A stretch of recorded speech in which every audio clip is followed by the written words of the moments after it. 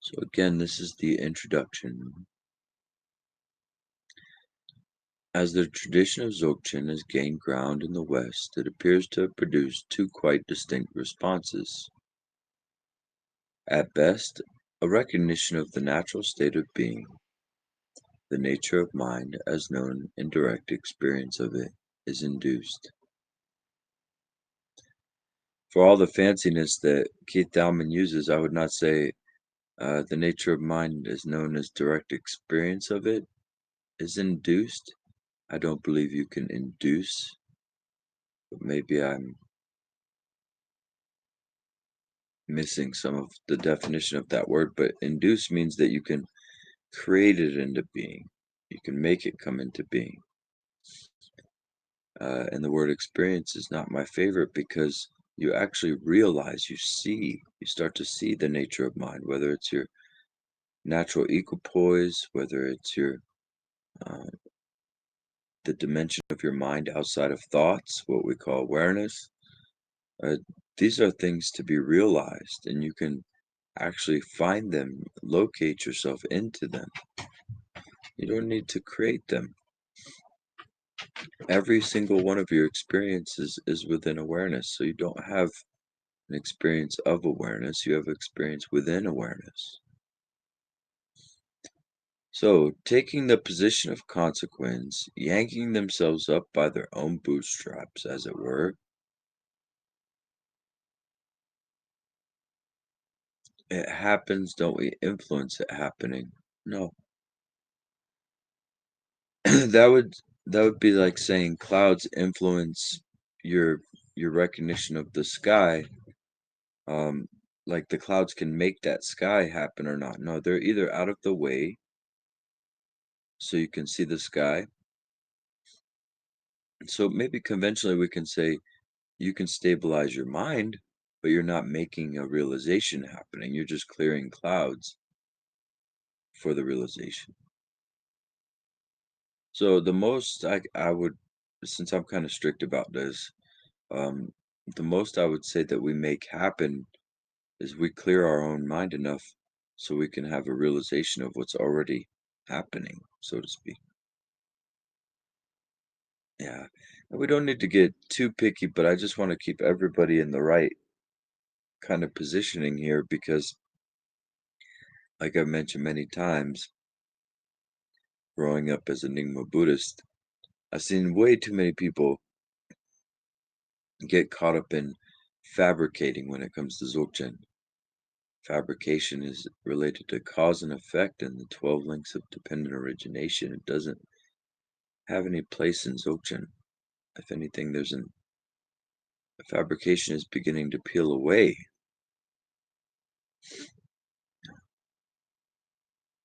Those who know the great perfection, simply by hearing an introduction to it, recognize the spaciousness of pure presence. Then another response from people who approach reality timorously is awe and devotion. Oh, timorously. Does that mean to be timid? That's a new word for me. I told you Keith Dalman will get me. Timorously. Let's learn new words today.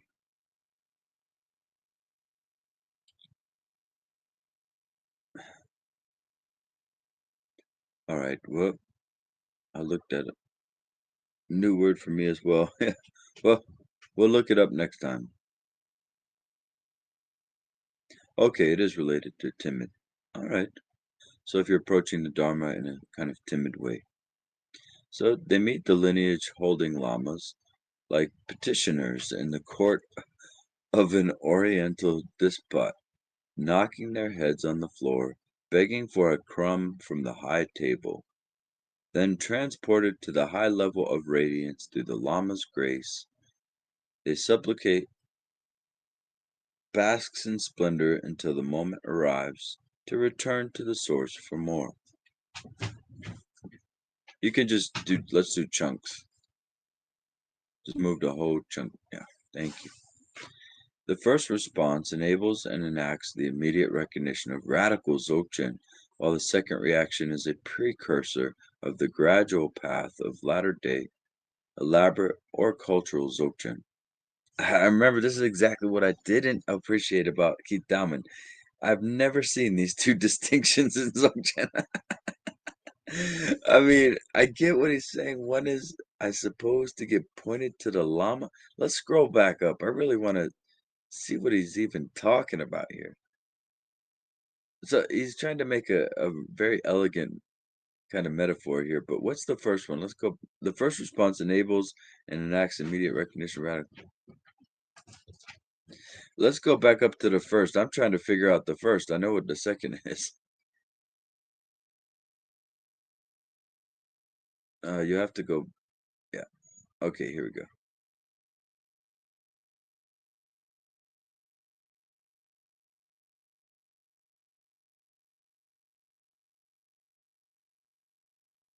Okay, see, there he's kind of positing that you can recognize Dzogchen without a llama and recognize it with a llama. All right, let's go with it.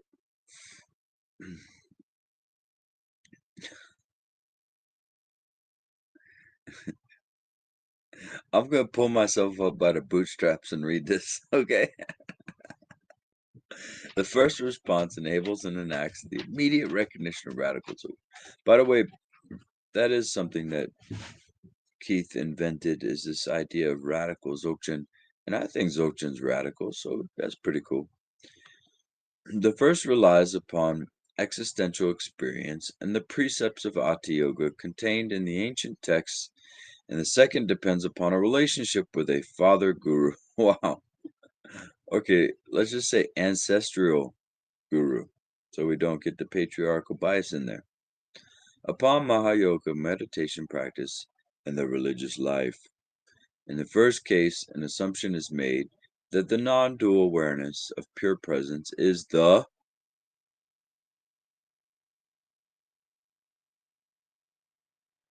natural state of being, and that nothing can be done to attain what is already reality. The second case, the least confident and most humble of our assumptions about ourselves, is that we are hopelessly in the mire of this birth, yet we have glimpsed a bright light out there, far away in the distance, and we have identified an honest guide able and willing to direct us on the path towards it. Up, up, up. The view on the second path, that we live in a relative world of shadows and seek the absolute realm of light, is in apparent discord with the radical Dzogchen view that we are already in the inexpressible non-dual reality in which absolute and relative are one. The difference seems as basic as that between chalk and cheese. The gradual and the immediate paths are incommensurate. All right, so I'm trying to understand here the distinction that he's making, and I believe it's it's similar to what we talk about sometimes, where a lot of people mix and match outer tantra with inner tantra. A lot of folks do not go into direct, naked, bare bones Dzogchen. So, from what I remember from Dalman's books, he endorses radical Dzogchen kind of in this lifetime, kind of a Dzogchen which we also practice. So let's get to know Keith a little bit here through this reading and see how he relates to that. He's from a different generation, so he's going to have a different presentation.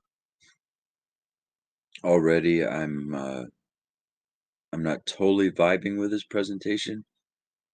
Of course, it's very interesting though. So let's continue. In finding comfort and ease in enchantment, Longchenpa alla allays, new word, allays the suspicion that the gradual and immediate paths are mutually exclusive, and the people from different worlds entertain them. Rather, by the way, I don't think Longchenpa goes into gradual and immediate, but I thought that was more of a Zen versus Dzogchen kind of argument, but I could be mistaken. So rather, the difference appears to be between different personality types recognizing the same reality, but from different perspectives.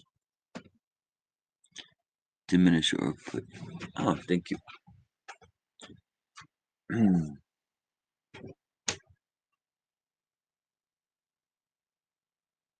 I somebody asked a question here. Do I prefer Keith Dalman's translation of Na Longzhe? I don't prefer Keith Dalman translations at all. Maybe now I'm giving him another chance now that I'm a little bit older, but when I was younger, it was too much proprietary language, too much proprietary Dzogchen. He was making points out of nothing. Kind of what I'm sensing here, but I want to be respectful. I think he is amazing. Let me just say that. It's exactly what's being said here. Different perspectives. My perspective is keeping it simple like a dog. His is keeping it very I mean, he gets very complex with his presentation. That's just what it is. And for a lot of intellectuals like my mom, she's so intelligent that it works for her. Um, I hate to say it, but I don't have a college degree and I'm not very educated and I'm self-educated. So for me, I just needed it to be simple, for it to be simplified. And especially in the world of Dzogchen meditation, where so many different translators choose so many different words, that I started to lean into the like Chokinima translations, which are way more bare bones, but still elegant. I feel like it can be like poetry. It can be elegant and still be bare bones. But perhaps I'm being presumptive here. Let's continue. I do enjoy reading and learning new words and seeing different presentations on Dzogchen. So yeah, bear with me, everybody. I know I'm picky, um, but hopefully we can still enjoy. So the gradual and immediate paths are mutually exclusive, and that people from different worlds entertain. Yeah. So different perspectives, describing the same experience in radically different terms, leading to the same experience in radically different. Wait, you got me there. Yes, I went to the same sentence. Describing the same experience in different terms, leading to different responses and different approaches. This distinction is surely quite superficial, like the difference between the two sides of a single coin. In the view of Longchenpa in this treatise, the gradual and the immediate paths are the two sides of the same coin. They may be as far away as the earth is from the sky, but they complement each other.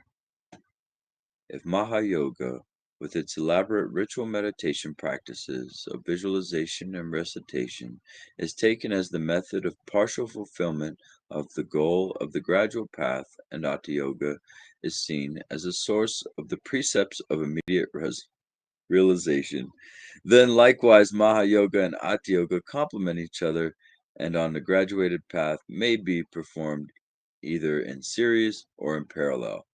Okay, now we have. I would not introduce Mahayoga with Hatha Yoga. There's no reason for us to combine those here. If you combine those in your life, that's fine.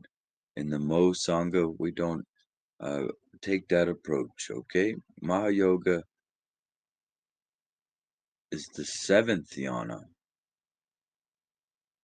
Uh, I combine eighth dhyana yoga, like Anu Yoga, which is doing Tsalung, Yantra Yoga, basically what you see in Hatha Yoga, standing on your head, standing on one leg, all this stuff. I combine that with Dzogchen, but Maha Yoga is more dealing with visualizations, not really, we don't work a lot with visualizations in this group, okay? But that's what's happening. Why? He's calling it a gradual path because he's combining Maha Yoga with Hatha Yoga. So that would be like if I took breath meditation and I said, you know what, I'm going to do breath meditation until my awareness is stronger, until my realization, that would be more of a gradual. Whereas what we do here is immediate. I think I'm getting the distinction right finally. So,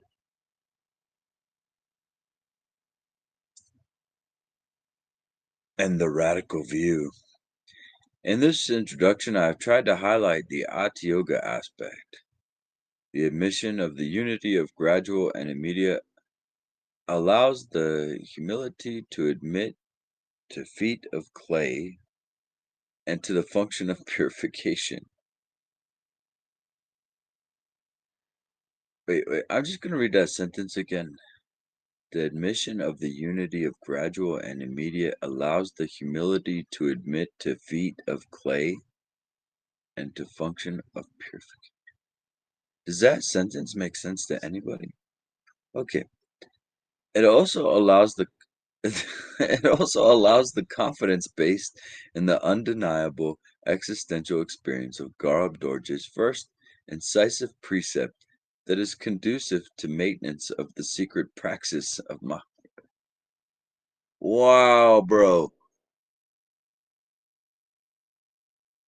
We might not even make it through this. He just said Gaurav Dorje is Maha-Ati. No, Gaurav Dorje is pure Ati. All right. At least in my tradition in Palo. All right, let's continue. I worked many hours yesterday, and uh, I'm a little bit sleepy, so bear with me. I might be. I feel like I'm grumpy towards this text, but maybe not. Just kind of annoying. Oh, thanks. I appreciate you. Kyle's my hidden guru. He's the hidden guru. And after that line the other day, I was walking a dog, and I said, "I couldn't believe Kyle with that one-liner." I was kind of joking around. I said, "How do I walk my dog after he ate my dinner?" And we were talking about Guru Yoga, and Kyle says, "Walk him like he's your guru." It was such a Zen thing to say. All right, let's get back into this spaghetti bowl of conceptual proliferation. Oh man, when my mom was first reading me this stuff, I was like, "What?" At first, I just years ago I said I'm not educated enough to understand, but now I'm seeing he's not even educated enough to understand what he's saying. Yeah, I rarely read them, but I really wanted to get a scope of what he's doing here. And he's creating an imaginary dichotomy here. He's creating the, there is no gradual and immediate Dzogchen, I'm sorry to say. But maybe that's a strong opinion. And for those of you on YouTube, sorry that we're detouring a little bit. This is just me kind of critiquing another book. So it summed up saying, we Indians compare scientists and yogis in similar ways because yogis can know quantum mechanics without naming it quantum mechanics. Oh, very interesting point. I said that because you said you don't have a college degree, but I would say we shouldn't compare because I have seen obnoxious professors or even Nobel laureate. So, in a word, you were. Well, thanks for the support, guys. All right, let's move along and get through this. In my opinion, it's not helpful to associate Garb Dorje with Maha Yoga. So that gave me a little bit of a twitch. Okay, let's. Can you go back? So this short treatise on Longchenpa is a manual of primal awareness in the great Dzogchen tradition of Tibetan Buddhism.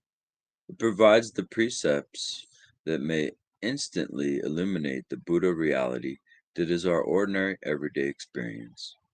It asserts that we are presently under the spell of magical illusion and that by recognition of that fact we are instantaneously released from a conceptual cage into an enchanting reality that is pure pleasure itself. I made it through a whole sentence. All right. This this is a manual defining human life lived as enchantment,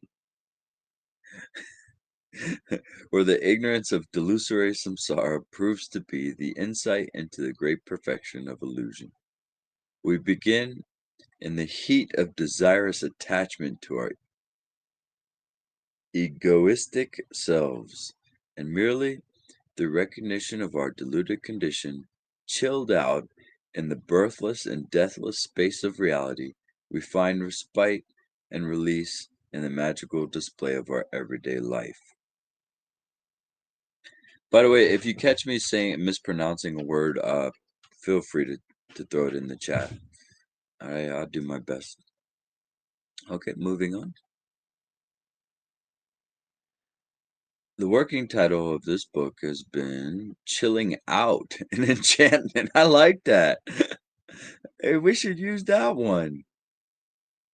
Chilling out in enchantment. I really like that. I'm about to chill out in enchantment and not go to work today. A rendering of the Tibetan title that expresses the nature of, of the cool contemplation behind all our moment to moment, 24/7 experience. It is such contemplation that provides the sense of vast mystery, exhilarating and uplifting, to release us from the heaviness and density, the confusion and pettiness of samsaric existence. And now he's getting in there. Now he's getting in the pocket. That title also carries a sense of a resolution of the dilemmas of dualism and a respite of relaxed, carefree refreshment, basking in the sun of intrinsic awareness. Through the precepts contained in this manual, published as Finding Comfort and Ease in Enchantment, and in deference to the scholars who have worked on the text before me, we familiarize ourselves with the natural, illusory state of being, the state of wonderment, living a selfless phantasm of sensory pleasure and aesthetic appreciation. Wow. Imagine being in Keith's mind for one day. This book, by the way, I like the former choice there, chilling out in enchantment. Sounds more accessible to me. This book, therefore, is about the non-dual reality of Dzogchen as magical illusion, as Maya. Okay, so we get to see where Maya yoga comes from. And I will use that exalted, profound vernacular Sanskrit word in this introduction to invoke the magical and mystery, the light and the love of Dzogchen. Okay, he's starting to get my favor now. He's so trippy, he's kind of trippy. He's like in his own little magical world here. Very nice. Very unique text, right? Compared to maybe what we've seen before. So Maya, then, is the very nature of Dzogchen, non-dual reality itself.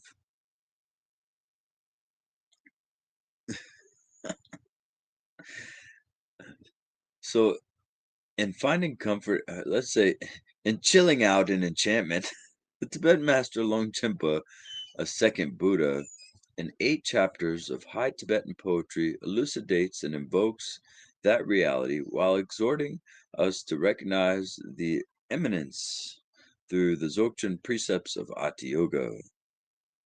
I really hope they're talking about the four Samayas. Otherwise, those precepts might actually be Vajrayana and not Dzogchen. But we'll find out what he means by precepts. He's got me intrigued. I think that's rare for text these days. So, the precepts that govern the recognition of the Maya of everyday existence, the Maya of ordinary mind, are woven like a magic spell into the elucidation of the 8 famous analogies of Maya collated by the great Indian Pandita Nagarjuna, another second Buddha. But maybe we should say Longchenpa was the third Buddha. See, here's the problem with keeping track of the Buddhas.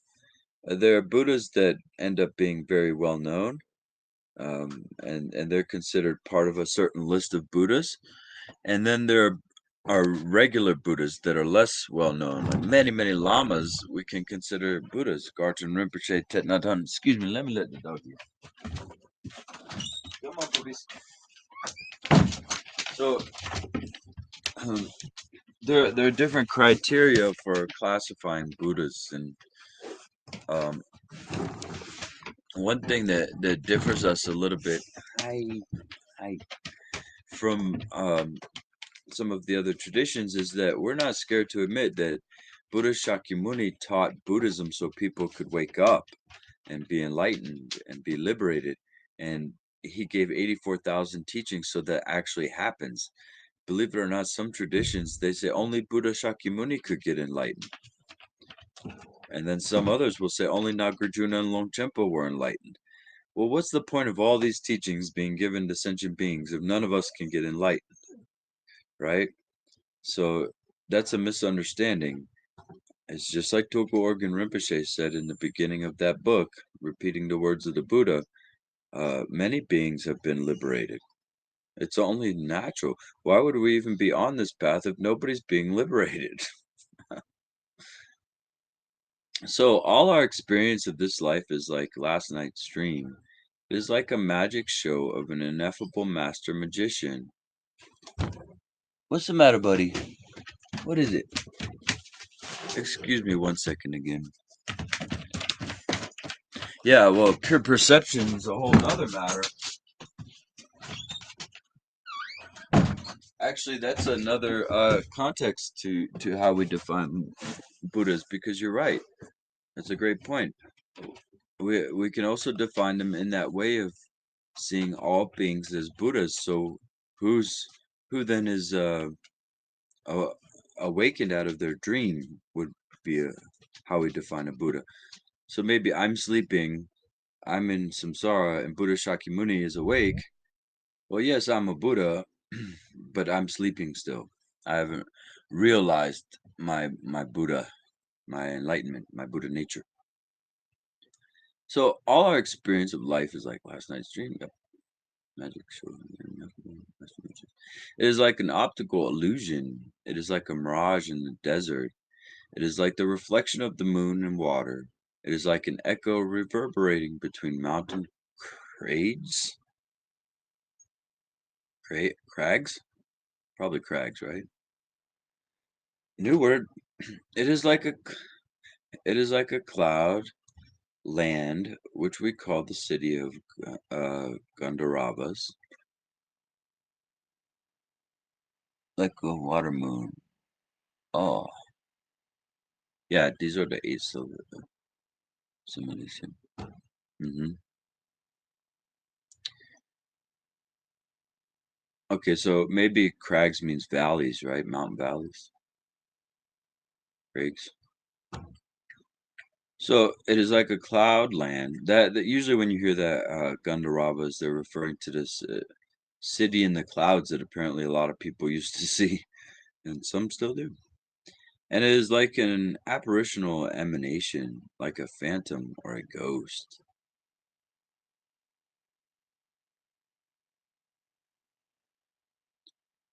Thus, this book is a manual of Ati Yoga that opens the door into Dzogchen's non-dual reality, the reality of Maya, magical illusion, happiness. Okay, we'll stop there. Hey, it's a little challenging, it's a little new, it's different, but I'm liking it for some weird reason. Think he's tapped into my weird side here. Craigs, maybe. A steep or rugged cliff or rock face. All right. Thanks, Keith. Imagine how many words. The average human being, by the way, uh, is said to know around 50,000 words, or much less than that.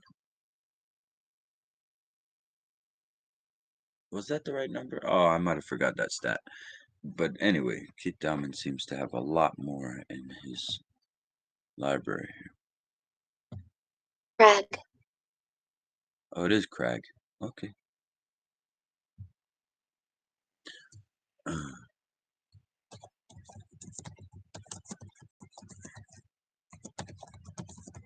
me see here. One other thing, because I like these. Oh, yeah, I was close. At 20 to 35,000 words, the average human knows. These stats are good just for our mind science to know our mind and what goes on with our thoughts. I like all these psychology facts. So Kid Diamond probably has 100,000 words. We're gonna have to learn some new ones. Brilliant, brilliant translator. Okay, any final thoughts before we go today? Thanks for digging into this new text with me and exploring it. Usually I do some prep work. Well, not usually actually. I never do prep work, but when I don't have anything at all, I'll try to do a little prep work and at least look at the book and skim over it. This one, you are all skimming it with me, so thanks. So Ruth saying, that's strange. When I was studying Japanese, it said you needed to learn 50,000 words to be fluent on a weird old website. That's a lot of words. You would be fluent at that point. Hmm. Polyglots have even more words. Interesting.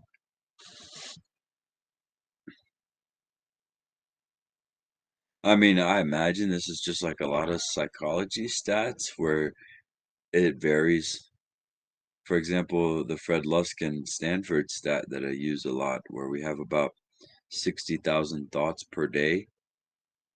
Well, I think after TikTok and stuff, now it's a lot more. I think people have a lot more thoughts going on, spinning in their head. Uh, little apps have caused people to be more discursive, and that's actually been predicted in the 5D generations too, that people would get more scatter-minded. But my guess is that it varies from person to person. We could probably go for a rough 20 to 70,000 words, depending on education levels and things like that. I do have a bit of a share and wondered if you had any insight. I can leave it for another day if you are tired. Oh, I'm actually waking up. Yeah, I'm only tired in the very beginning because I get up from my bed and I come here sometimes, like straight from the bed. Usually, I naturally wake up around like 6 a.m. and this group starts at 7. But if I don't wake up naturally at 6 a.m., that means my body needs rest. Yeah, and I listen to my body. So let's see here. So yeah, feel free, Des.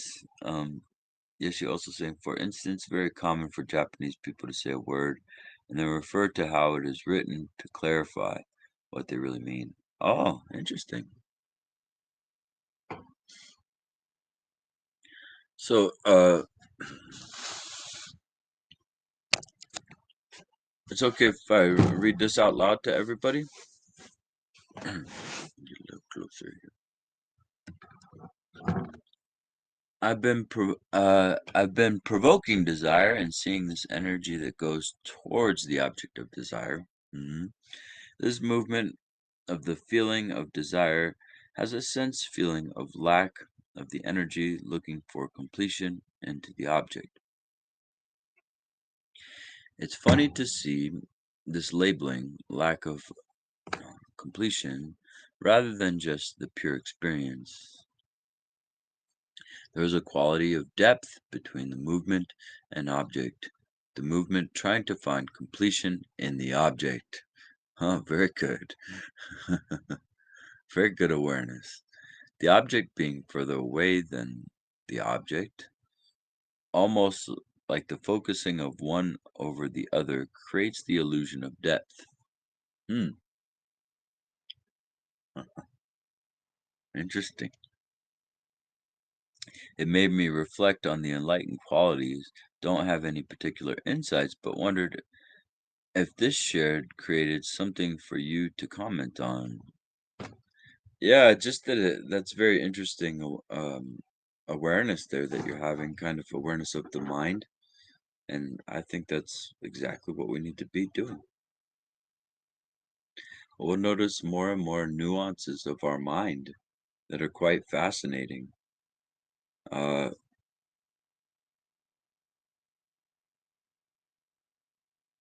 I remember, like, I just want to give you, try to find a weird example here. I remember one time I drew a picture of my family, kind of a cartoon-like picture, and then I hadn't known it, but on the other side was some notes on refuge. And then I realized, wait, I'm taking refuge in my family. And totally different picture, totally like a year later, you know, but they were related. And those little weird relations, like even you'll hear music and the music will say exactly what's happening at the exact moment that it's happening. Music is a great one. I know it sounds silly, but you'd be surprised how often um, it could be like, you could just go like this, and then the song will be saying, "As I dusted off," da, da, da, and you're like, "Wait a minute, what?" Yeah, good, Sonia. I'm glad I'm not the only one seeing this because that synchronicity actually it can go to so many levels, and it's so subtle too. It can be very subtle. Uh, but as you leave things alone, you'll start to see how your mind is tied into this reality in such a cool encoded kind of way. And so that's why, people like Keith Diamond who get very poetic and excited about it. It's nice to read.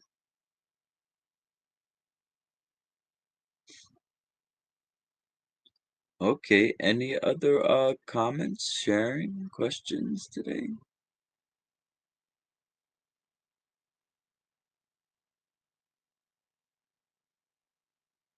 Very nice hangout, very nice session.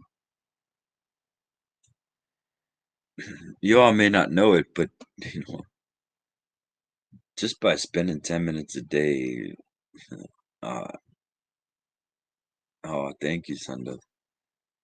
Just by spending 10 minutes a day meditating, spending a little time clarifying the view, but also hanging out with each other, uh,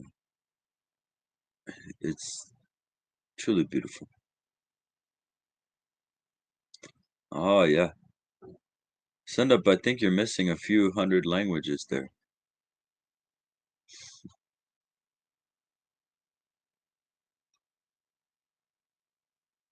Buddham Saranam Gacchami Dharman Saranam Gacchami Sangyam Saranam Gacchami. It's beautiful.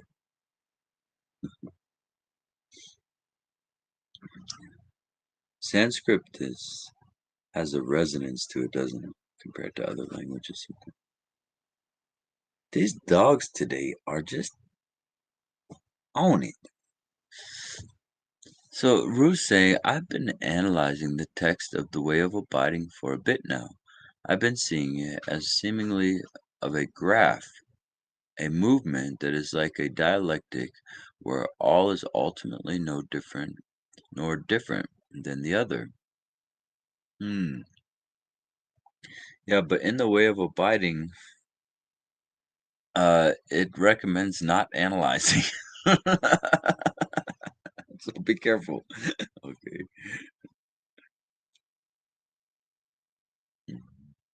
That whole text is on the four samayas, and the first samaya is what?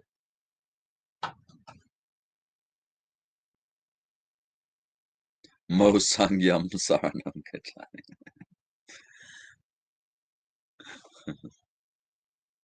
Anybody remember the first Samaya in Dzogchen?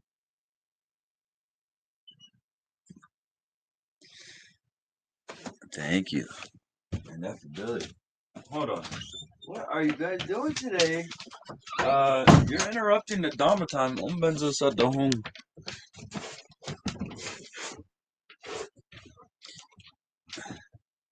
Very good.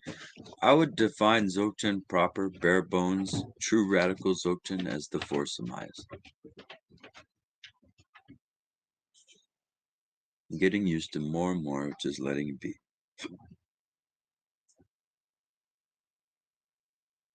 And through ineffability is the most wondrous revelation that we could ever imagine.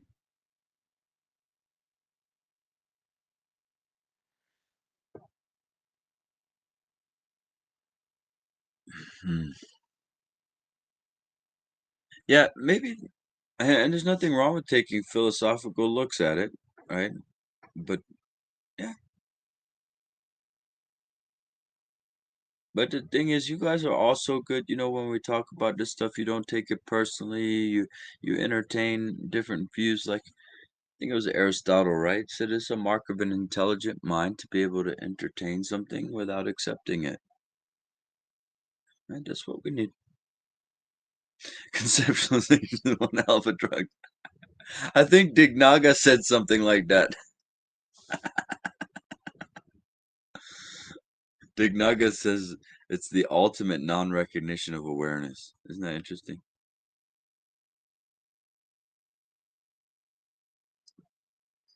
Yeah.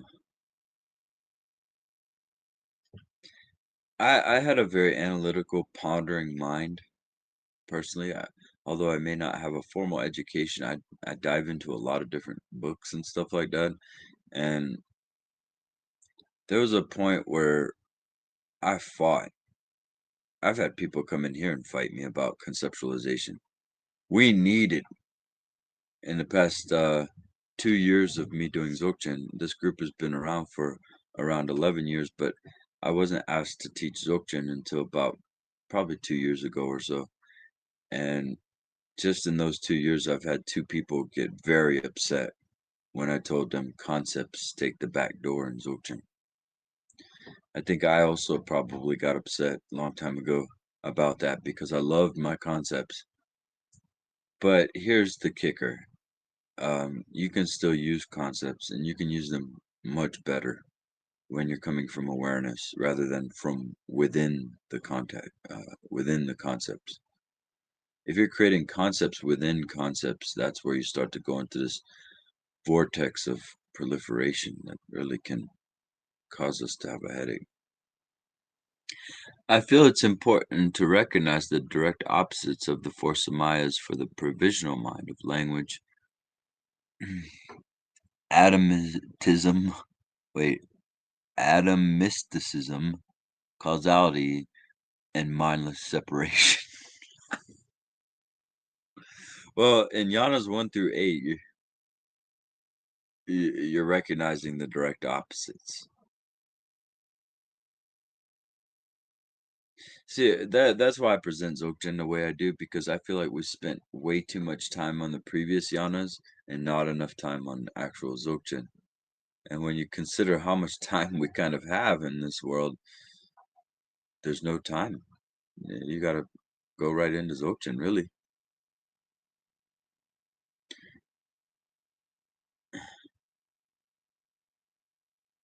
No, no more philosophical discussions. We've had enough to last us the whole year. With Destin and you. I miss Destin's philosophical input. Hopefully he will visit us again soon. Yeah, and Tashi too. You all are really some of you are very, very educated, and that's why it's great to have those discussions. We all learn, you know. Yeah, Destin disappeared after I told somebody to change their name. He got mad at me. He said I'm not a good teacher. I understand that. I would agree. I agree. Don't worry. What is this? This is the link for the analysis. Oh,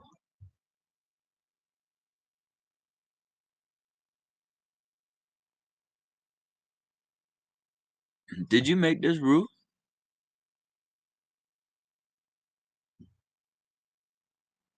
Wow, pretty cool.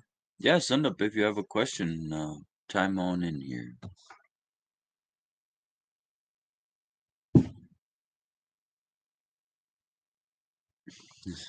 I'm gonna have to check this out and get back to you, Rue. It looks interesting. You're reminding me of what was that? Yes, what was the thing that Destin was into with the with that bald-headed Ken Wilber guy? Looks like a monk. It's a whole like they had so many charts like that. Oh, Sundup's asking everybody what's their favorite mantra.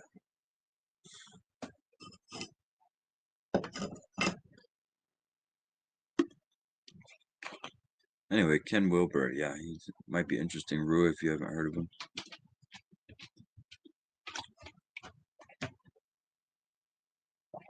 Oh,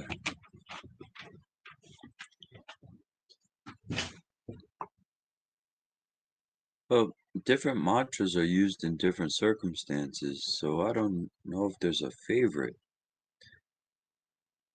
But if you was to ask me what's my favorite all-encompassing, like mantra that covers everything, I'd say Om Mani Padme Hum. And probably for me, the Tara mantra, because the Tara represents the Dharmakaya. So it's kind of all-encompassing, very, very powerful, I think, in regards to compassion. So, Tice, I've always had an analytical mind too, reading philosophy and seeing thinkers getting close to the idea of illusory reality, but unfortunately always coming up with some final concepts, is what eventually led me to Dzogchen. Ha! We have a lot in common, Tice. I'm the I'm a philosophical pendant, not a well-educated philosopher, but this led me to the opposite direction. I was looking for rest from concept, not more. Mhm. Is mantra considered an antidote? Well, Kyle, they can, if you combine them with awareness, like if I sit here in the pure presence right now and I say Om Mani Padme Hum, well, it's going to be very powerful there.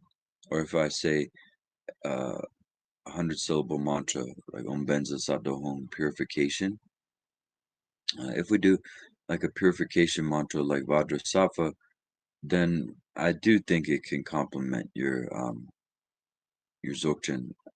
Antidote might be a little bit of a strong word for me. The only true antidote is awareness, self-liberation.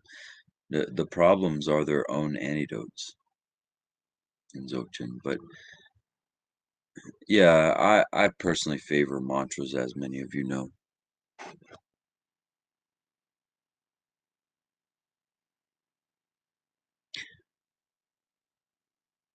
Yeah, and sometimes the folks bring philosophy in here and they draw some really interesting correlations to Hatha Yoga. In fact, that's what Tashi, yeah, she, Destin, and a few others were doing. They were finding common ground. And for that, it's fine. But the fact is, most Western philosophy is purely conceptual. Even when they say, who was it? Kant, that said that reality is our own mind. He's also saying that, right? But it's purely conceptual.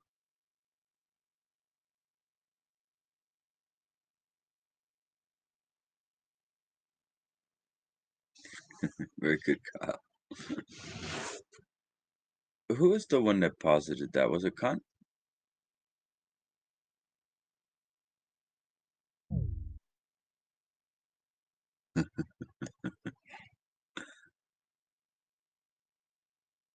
Okay, yeah. So anytime you want to bring something in here to be challenged or to be discussed, it's always fun. Oh yeah, and Dzogchen has been labeled in idealism, but I found a few holes in that theory. I don't think Dzogchen can be defined as idealism.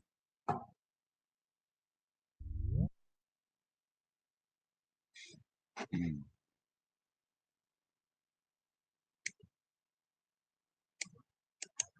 I'll look into it, hopefully, if I get time today.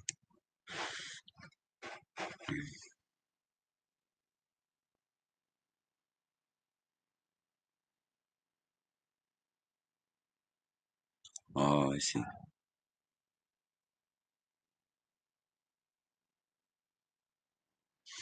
Yeah. And we have flavors of these throughout the past couple thousand years in Buddhism.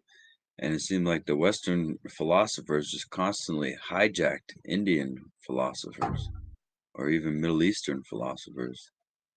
It's interesting.